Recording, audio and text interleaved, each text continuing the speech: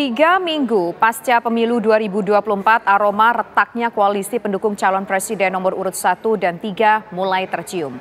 Bahkan dua partai pendukung koalisi, yakni P3 dan Partai Nasdem, berpotensi besar untuk berbalik arah ke koalisi Indonesia Maju untuk mendukung Prabowo Subianto dan Gibran Rakabuming Raka.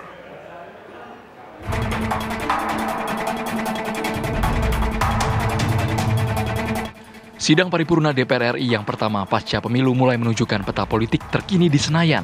Pembukaan masa sidang DPR yang dikhawatirkan akan menjadi ajang dimajukannya hak angket ternyata tidak terbukti. Sepanjang sidang paripurna tidak ada usulan resmi tentang hak angket untuk menyelidiki dugaan pelanggaran pemilu 2024. Dalam paripurna hanya ada interupsi dan politisi 3 partai yang menyinggung hak angket, yakni PKB, PDI Perjuangan, dan PKS. Sementara kubu Partai Persatuan Pembangunan, P3, dan Partai Nasdem sama sekali tidak mempersoalkan hak angket. Menurut pengamat politik Agung Baskoro, hal tersebut kian memperkuat sinyal akan berubahnya peta koalisi di pemerintahan baru mendatang. Saya memprediksi bahwa Koalisi Indonesia Maju akan mendapat tambahan amunisi 2 anggota baru yang kemungkinan besar per malam ini misalkan itu diwakili oleh P3 dan Nasdem. Jadi kimnya itu plus jadinya. Nah, kemudian tersisa di sudut sebelah lain itu ada PDIP, kemudian PKB, kemudian PKS. Dan saya lihat memang arahan bahwa koalisi besar yang ditakutkan oleh Bang Sudirman Said itu masih jauh panggang dari api. Kenapa? Karena di angket hari ini kita lihat bagaimana kritisnya PKS, luar biasanya tajamnya PKB, kemudian PDIP juga, walaupun tetap ada arahan-arahan untuk mengkritisi soal isu beras, ya, kesejahteraan rakyat dan lain di luar isu angket. Tapi yang jelas saya melihat P3 dan Nasdem ini ada kemungkinan memang akan bergabung dengan Bang Doli. Sementara politisi P3 Saifullah Tamliha mengakui adanya suara dari arus bawah yang mendukung pasangan Prabowo Gibran.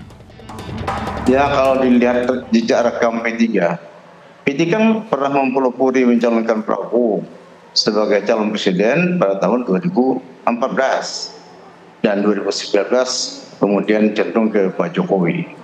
Tapi kan sampai saat ini dukungan kepada Pak Prabowo sebagai calon presiden dari konstituen P3 itu tinggi. Basis-basis P3 yang di dapil saya, ya, di Kalimantan Selatan itu justru Prabowo yang menang. Jadi nuansanya tidak linear. Namun politisi PKS Mardhani Alisera mengaku pihaknya tetap konsisten untuk menjadi oposisi. Kita ini kan bukan sebagai pencari kekuasaan, tapi kekuasaan kita gunakan untuk membangun bangsa. Menjadi oposisi juga bagian dari membangun bangsa, karena menjaga agar demokrasi kita sehat, ada check and balance, ada yang kontrol. Kalau semuanya bergabung, apa kata dunia? Begitu. Sebaliknya, politisi Partai Golkar Ahmad Doli Kurnia mengaku kubu Koalisi Indonesia Maju terbuka untuk rekan koalisi baru. Kemarin pada saat penyataan pidato setelah hasil quick count, kan Pak Prabowo mengajak membuka diri, ya.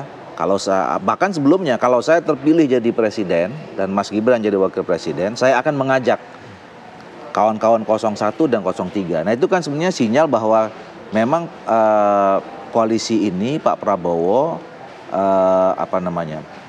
memerlukan kebersamaan kita, persatuan kita gitu. Jadi makin banyak yang mendukung pemerintahan ini 5 tahun ke depan, saya kira makin bagus, makin banyak program yang dijalankan.